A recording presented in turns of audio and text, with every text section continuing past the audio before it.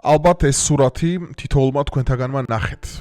ეს არის ევროპაში არსებული ჯოჯოხეთურის სიცხეები, რომლითაც დაახლოებით 10,000-დან 100,000-მდე ადამიანი არის უკვე გარდაცვლილი ზოგი საფრანგეთში, ზოგი გერმანიაში, ზოგი ნიდერლანდებში. ეს არის ერთგვარი დინების მიერ გამოწვეული ბლოკადა, რომელიც ახლა თქვენ განახებთ და აგიხსნით თუ რამ გამოიწვია ზოგადად ეს ჯოჯოხეთურის სიცხეები და აგერ თქვენ ხედავთ დალოცვილ საქართველოს, რომელსაც კავკასიის მთები და ეს არაერთ მეტეოროლოგიურ საიტზე გავრცელდა, სადაც ღვთისწყალობით და რა ვიცი ერთადერთი ხა ყველაზე მეტად, რასაც მე ყველაზე ნაკლებად გრძნობ ამ წუთას არის სიცხე. ნუ თუ არ ჩავთვლით დღევანდელ დღეს. საქართველოში არის ტემპერატურა ნორმალური, ხოლო დანარჩენ რეგიონში, ეს იქნება ევროპა, ცენტრალური, აღმოსავლეთი, ჩრდილოეთ აფრიკა, ახლო აღმოსავლეთი, მათ შორის რუსეთის ნაწილის ტემპერატურა არის ძალიან მაღალი. რიგ შემთხვევაში 40-დან 50 გრადუსამდე აღწევს. მეგობრებო, დღეს ჩვენ უნდა ვისაუბროთ ამ ჯოჯოხეთურ სიცხეებზე, თუ რამ გამოიწვია, რამდენად არის ეს დაკავშირებული გლობალურ დათბობასთან, რამდენად არის ეს დაკავშირებული იმ დინებების ცვლილებასთან, რომელმაც წარმოქმნა ეს ჯოჯოხეთური სიცხეები, ასე რომ დალაიქეთ ვიდეო, გამოიწერეთ არხი, გავზიარეთ ეს ვიდეო მეგობრებს და მოდი ახლა მე თქვენ დეტალურად აგიხსნით, რა ხდება, როგორ ხდება და თავიდან ბოლომდე გავყვები ყველაფერს. აი, ეს არის ერთ-ერთი ყველაზე ბოლოს სიახლე, რომელიც ჩვენ ესე ვთქვათ, ეს ნიდერლანდებში რეკორდულ სიცხეს 480-მდე ადამიანი ემსხვერპლა. დაახლოებით რამოდენიმე დღის წინ საფრანგეთში 1000-ზე მეტი ადამიანი გარდაიცვალა მაღალი სიცხეებისა და მაღალი ტემპერატურის გამო. ნუ ძირითადად ეს დაკავშირებულია გულსის ძარღვთა სხვადასხვა დაავადებებს, ძირითადად ეს დაკავშირებულია სხვადასხვანაირ ისეთ დეჰიდრატაციას, რაც იწვევს სხეულის გამოფიტვას, გულის უკმარისობას და მოკლედ მრავალი რაღაცა, რასაც მაღალი ტემპერატურა იწვევს და ზოგადად ისეთი ნაწილები, რომელიც სიცხეს მიჩვეული არ არის, ნუ საუბარი მაქვს ცენტრალურ ევროპაზე. რამაც ლეტალობა გაზარდა. აი ეს არის ძალიან საინტერესო კადრები, რომელიც მინდა თქვენ ახლა მე სამეცნიერო დონეზე შემოგთავაზოთ. აი ეს არის ვიზუალური დემონსტრირება, თუ რა მოხდა დაახლოებით ბოლო 2-3 კვირის განმავლობაში ევროპის კონტინენტზე, რამაც გამოიწვია ჯოჯოხეთური სიცხეების გამოწვევა. მოდი ახლა სანამ ჩვენ გლობალურ დათბობას შევეხები და გახსოვთ მე თქვენ, როდესაც ზამთარში ჩავწერე ვიდეო, როდესაც იყო ძალიან დაბალი ტემპერატურა, ნახეთ კამჩატკის სურათები, ნახეთ რუსეთის სურათები, ნახეთ აღმოსავლეთ ევროპის სხვადასხვა ქვეყნები, სადაც მე გამოვთქვი ვარაუდი, რომ გლობალური დათბობის ეფექტი მოქმედებს პლანეტაზე და სეზონები უკვე კრიტიკულად, ზამთარში კრიტიკულად მინიმუმზე ეცემა, ზაფხულში კრიტიკულ მაქსიმუმზე არის. რა ძალიან სხვა, ნუ მაშინ ახლა რა ვიშეთ კონსპიროლოგი და რა არ მეძახის მაგაზე, რომ რეების გჯერავ და მაშინ მე ვთქვი ესეთი სიტყვები, რომ როდესაც მოვა ზაფხული, ჩემოძმებოდა, ჩემოდებო, თქვენ ნახავდით ჯოჯოხეთურ სიცხეებს ევროპაში. მე თქვი ეს ვიდეო მე მიდევს ახლაც არხზე შეგიძლიათ გადახედეთ, ბევრი ნახვა აქვს სხვადასხვა. ნუ მაშინ ჩვენ თოვლზე გავამახვილეთ ყურადღება, თბილისში რომ მოვიდა უჩვეულო დიდი თოვლი, არა მარტო თბილისში, არამედ სხვადასხვა რეგიონებში და მთლიანად ამ სოფლიოს ისეთ ნაწილებში, სადაც არ ახასიათებს მეტად ესეთი ტემპერატურა. ნუ ეს ყველაფერი რითი ახლა გამოწვეული, ძალიან საინტერესო კონცეფცია. ეხლა თქვენ ამ ვიზუალურ გამოსახულებაზე ხედავთ დინებებს, როგორც ვიცით, ოკეანეებს, ზღვებს, აქვს საკუთარი დინებები. ერთ-ერთი ცნობილი ასეთი დინება იყო გოლფსტრიმის დინება, ეს იყო ატლანტის ოკეანეში, რომელიც დაახლოებით 10-15 წლის წინ გაქრა საერთოდ. და მაგან დამატებითი ეს იყო დესტაბილიზაცია შემატა ამ რეგიონს თავიდან ბოლომდე, რომ სეზონები გახადა უფრო არაერთგვაროვანი, ვიდრე მაქამდე იყო. ასევე არსებობს ესეთი დინება, რომელსაც უწოდებენ jet stream, ანუ jet დინება. აგერ თქვენ ხედავთ ამ მის გადაადგილების ტრაექტორიას, ნუ ეს არის ძირითადად ატლანტის ოკეანიდან, რომელიც შედის უკვე ხმელთაშუა ზღვაში და რომელიც როგორ გადაადგილდება, ნუ ეს არის გარკვეული სახით თბილი და ცივი დინებები, რომელიც აბალანსებენ ამ ჰაერის ტემპერატურას. ეხლა უყურეთ რა ხდება. ესაც ძალიან საინტერესო რამ. ეს არის ნორმალური მდგომარეობა, რომელსაც თქვენ ზევით ხედავთ, როდესაც სწორი ხაზით მოძრაობს, ანუ გრილი ჰაერი ჩრდილოეთიდან მუდმივად შემოდის. ცენტრალური ევროპის მხარეს, რაც აბალანსებს ჰაერის ტემპერატურას და ტემპერატურა არის ზომიერი. აგერ თქვენ ხედავთ ერთგვარი სახის მეტეოროლოგიური ენით ომეგა ბლოკს და სიცხის გუმბათი.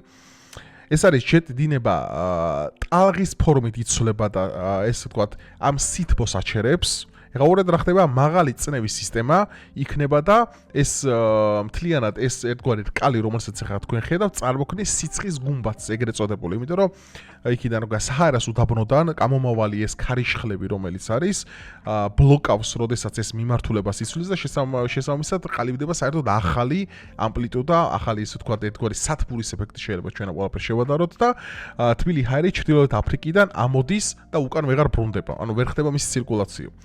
ვითარდება სიცხის გუმბათი და ტემპერატურა ჯოჯოხეთურად იზრდება.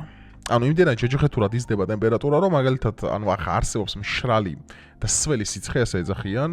მშრალი სიცხე ზირითადად ახლა ისეთი რეგიონები არის, რომელიც მიჩვეულა ზირითადად ახლო აღმოსავლეთთან ესე ვთქვათ, უფრო მეტად სადაც უკვე ვიცით და სადაც უკვე არის მაგალითად უკვე მაღალი ტემპერატურა, ესე ვთქვათ, სეზონურად, მაგრამ ისეთ რეგიონებში მაგალითად როგორებიც არის ცენტრალური ევროპა, გერმანია, საფრანგეთი, ნიდერლანდები, ბელგია, ყალიბდება ერთგვარი გუმბათი, რაც იწვევს იმას, რომ ეს მშრალი სიცხე, ანუ საჰარის მთელი ეს, აი წარმოიდგინეთ, საჰარის ამპლიტუდა თავიდან ბოლომდე გადაადგილდება, ესე ვთქვათ, ჩრდილოეთით და იქნება ეგრეთ წოდებული მინი აფრიკა ცენტრალურ ევროპაში.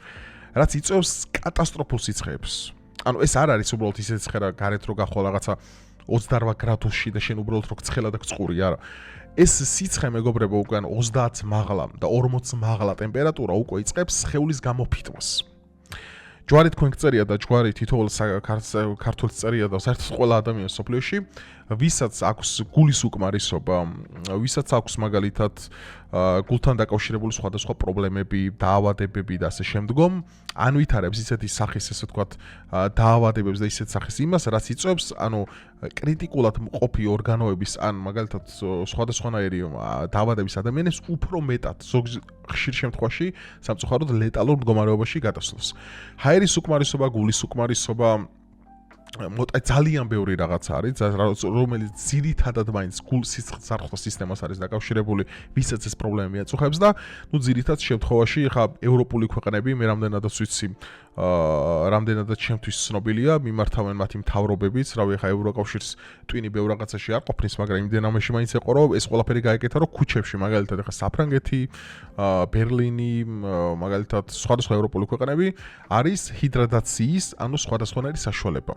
ну გაწუწვარო წარმოიდგინოთ რა ერთგვარი რომ მაგალითად ახლა იქ რა ქვია რომში კოლიზეუმის წინ ცივ წყალს ასხავდნენ ხალხს ესე რენდომად ქუჩაში იმისათვის რომ ეს ტემპერატურა რამენაირად ეს ანუ ეს ტემპერატურა რამენაირად აიგდოთ ანუ იმ მდგომარეობამდეა საქმე მისული რომ არის დრო უკვე ევროპულ ქვეყნებში სადაც რეკომენდაცია არის გაცემული შენ არ უნდა გახვიდე გარეთ თან ახლა უკვე პრობლემა აქ რა არის? ახლა პრობლემა მოდი ხან პრობლემას ცოტა ისე შევხედოთ.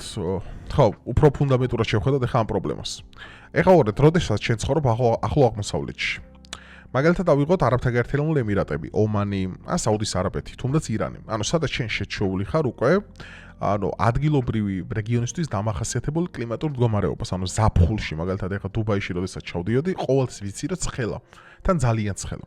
ეხლა უყურეთ, ჩემთვის ეს რა თქმა უნდა, ეხლა მიუჩვეველია, იმიტომ რომ არის მშრალი სიცხე, ანუ ჩვეულებრივი პარნოი, ქართულად ვთქვათ, აი რა ვიცი, ჩვეულებრივი საუნა, სადაც შეიძლება შეხვიდე, ანუ იწვევ, იმიტომ რომ კანონმდებლობითაც კი ემირატებში ესე არის, რომ რავი, ავტობუსის გაჩერებიდან დაწყებული დამთავრებული მაგალითად იქამდე რა ქვია ნებისმიერ მუნიციპალურ ტრანსპორტში, შენობებში, სახლებში, მოლებში ყველგან არის ცენტრალურად ჩაშენებული, ესე ვთქვათ, კონდიციონერი.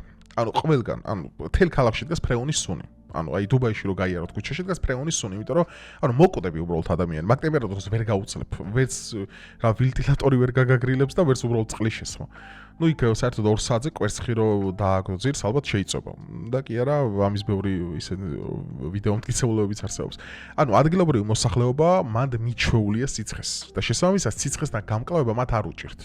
ზოგადად ესე ჩამოუყალიბა ხო მაკროევოლუციურმა პროცესებმა და ვარიაციებმა რომ მაგალითად უდაბნოში მცხოვრები ხალხი, თვალები უფრო მეტად იმიტომ აქვთ შეთქო შევიწროვებული, რომ მუდმივად უწევთ ქვიშასთან, ანუ მცოცავ მაგალითად ჰაერის დიდი მასების წარმოქმნა, როდესაც ხდება ტორნადოები და ქარიშხლები, მასთან გამკლავება, რამაც გამოიწვია ესე, რომ დროთა განმავლობაში ეს მოჭუტული თვალი ესე თქვა გიყალიბდება და საბოლოო ჯამში გიწვრილდება თვალის გუგა. ნუ ეს ამას რა თქმა უნდა, ამას მაკროევოლუციური პროცესები ქვია, ეს არის ვარიაციები სახეობათა შორის. ანუ ადგილობრივი მოსახლეობა მათ შეჩვეული ასეთ სიცხეს. და შესაბამისად მიდრეკილება, ასე ვთქვათ, ლეტალობასთან არის ნაკლები, იმიტომ რომ ეს გენეტიკურ დონეზე გადაეცემა უკვე მნიშვნელობას. მაგრამ ეხლა უბრალოდ რა ხდება? როდესაც ეხლა მაგალითად რომის მოსახლეობა, ვიღოთ იტალია, ხო? რომელიც არ არის შეჩვეული მაღალ ტემპერატურას. და მისთვის მაღალი ტემპერატურა არის, მაგალითად, რავი, ავიღოთ 25 გრადუსი, 28 გრადუსი, ხო? აი, ყველაზე მაღალი, რომელიც რომისთვის, ქალაქი რომასთვის არის დამახასიათებელი. რომელიც არ არის მიჩვეული, მაგალითად, ისეთ სახის ტემპერატურას, რომელიც ახლა ამ ომეგა ბლოკმა გააჩინა, jet stream-მა, ეგრეთ წოდებულმა, რომელიც წევს დაახლოებით 35-დან 40 გრადუსამდე. შრალ სიცხესთან, იმიტომ რომ ეს არის საჰარას უდაბნოდან გადმოტყორცნილი ეს ჰაერის ქარიშხლების უზარმაზარი მასები, რომელიც იბლოკება და იქნება სათბურის ეფექტი. ეს ყველაფერი ქმნის ისეთ სახის ეფექტს, რომ ხალხი არის მიუჩვეველი და შესაბამისად ადამიანები, რომლებიც არიან მიდრეკილები რაღაც სახის დაავადებებთან, როგორც გითხარით, გულსისხლძარღვთა დაავადება, ჰაერის უკმარისობა, ფილტვების დაავადება, იწევს მის გართულებას და ხშირ შემთხვევაში მთავრდება სიკვდილით. ეხლა ჯვარიწერია ჩვენ საქართველოს და ჯვარიწერია ჩვენ ქვეყანას. პრობლემა ჩვენთან ის, ანუ პრობლემა რა, ანუ ის რაში ჩვენ გაგვიმართლა, მოდი ესე ვთქვათ, ნუ რამდენად ეს მეტეოროლოგიურ საიტებზე ძირითადად ესე ვთქვათ, ამ ვიზუალური გამოსახულებით ხდება, ეს არის ის, რომ კავკასიონის მთები აჩერებს ამ ჰაერის უზარმაზარ მასებს. ნუ რა თქმა უნდა, სიცხები ჩვენთანაც იქნება. ეს ამას ვერაული იქნება, რა თქმა უნდა, მაგრამ არ იქნება ისეთი, ესე ვთქვათ, ტემპით და ისეთი სახის პროცენტულობით, როგორც ეს არის მაგალითად ცენტრალური ევროპის ან აღმოსავლეთ ევროპის ქვეყნებში.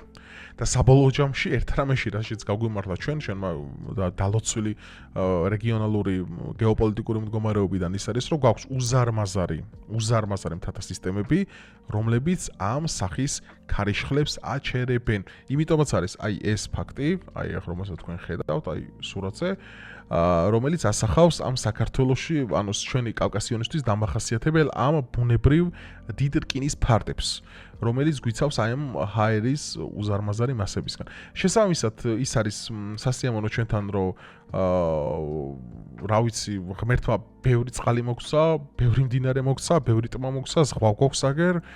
ნუ ეხლა ჩემი რეკომენდაცია დამატებით რა იქნება, მაინც რომ ვიცოდეთ, ეს ძალიან მნიშვნელოვანია, იმიტომ რომ არ ვიცი ამაზე სხვები ისაუბრებენ თუ არა, მაგრამ ხალხო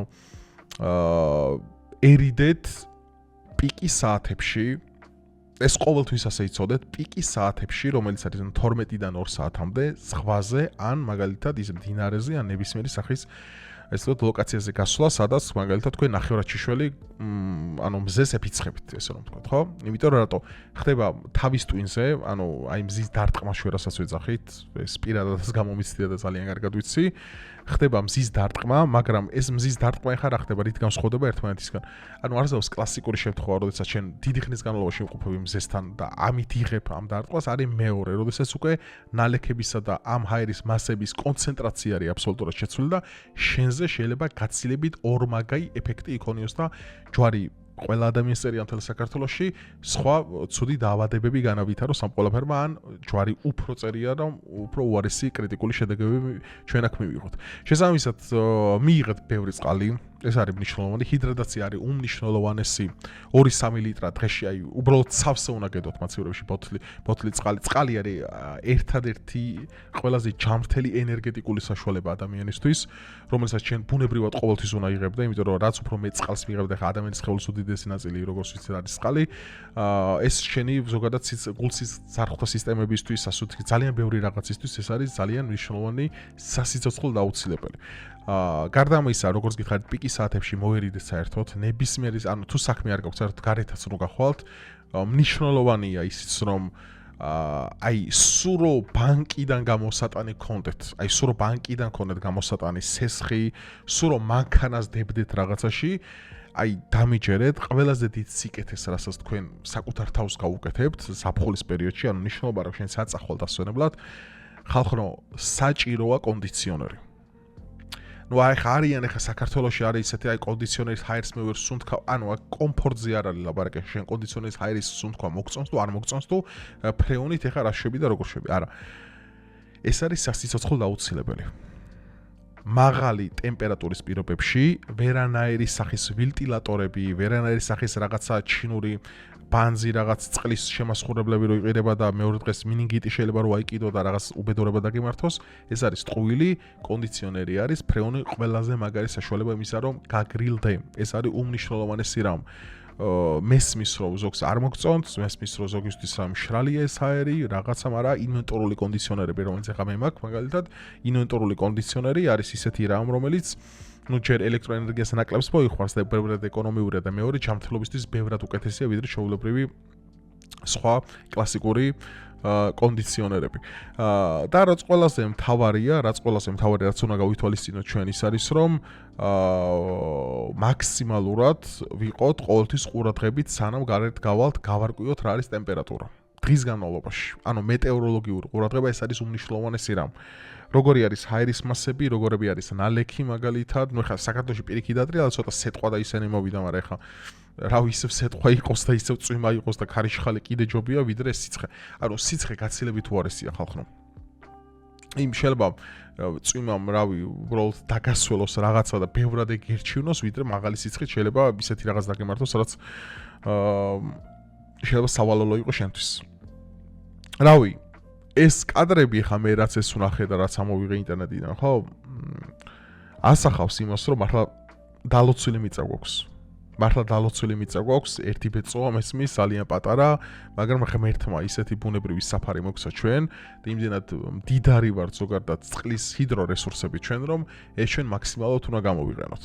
გამოვიყენოთ იმისათვის, რომ ვიყოთ ჯანმრთელად, გამოვიყენოთ იმისათვის, რომ გავგრილდეთ და გამოვიყენოთ იმისათვის, რომ ამ წყლის ენერგიებისგან ჩვენ კიდევ სხვა ენერგიები გამოვიმუშავოთ. ნუ ეს აბსოლუტურად სხვა საკითხია. ელექტროენერგიაზე მოგვცა თქო უნდა საუბარი, სხვა თემაა და სხვა გამისაუბრებ, მაგრამ ძალიან დიდი თხოვნა მაქვს თუ ჩემს რეკომენდაციებს გაითვალისწინებთ და ამ ცხელ ზაფხულს, რომელიც კიდევ წინ გველის, იმიტომ რომ ხა შემოვიდა ივლისი, იწყება პიკი უკვე ნენელა, შუა რიცხვები ძალიან ცხელი იქნება და აგვისტოს ასევე იქნება ძალიან მაღალი ტემპერატურის.